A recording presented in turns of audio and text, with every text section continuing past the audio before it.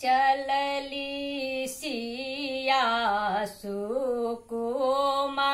सुकुमारी राजा जन कहे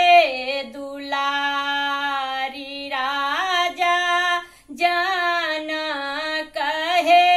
दुलारी है कि पूजन चलली गिरजा के मंदिर बा मैं है कि पूजन चलली माता के मंदिर बा मैं संग में सखी दुई चारी संग में सखी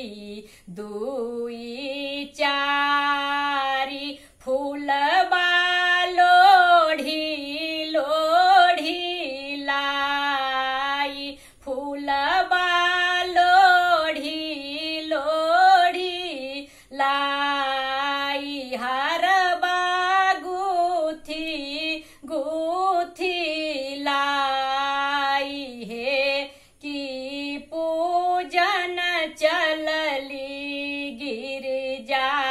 के मंदिर बा मैं है कि पूजन चलली गिरजा के मंदिर बा मैं मंदिर एलौं हम आई मंदिर एलौं हम आई अर्जी सुनियो गिरजा माई अर्जी सुनियो गिरजा माई लज्जा राखू है माता पिताजी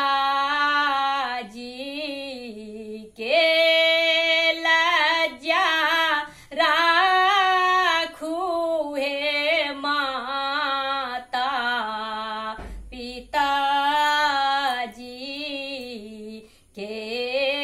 पिता प्राण ठान लहे कठिन पिता प्राण ठान लहे कठिन मन में शंका धैलनि ध्यान मन में शंका धैलनि ध्यान अब सीता रहली कुमारी जनकपुर में अब सीता रहली कुमारी जनकपुर में एला लक्ष्मण राम एला लक्ष्मण राम तोड़लनि धनु साके बाण तोड़लनि धनु साके बाण ब्याह भेलन मिथिला धाम जनकपुर में ब्याह भेलन मिथिला धाम जनकपुर में दुल्हा भेला श्री राम जनकपुर में दुल्हा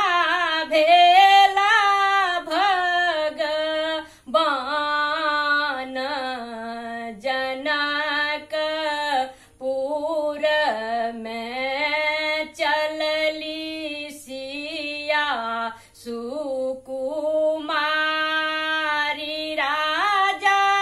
जन कहे दुलारी राजा जन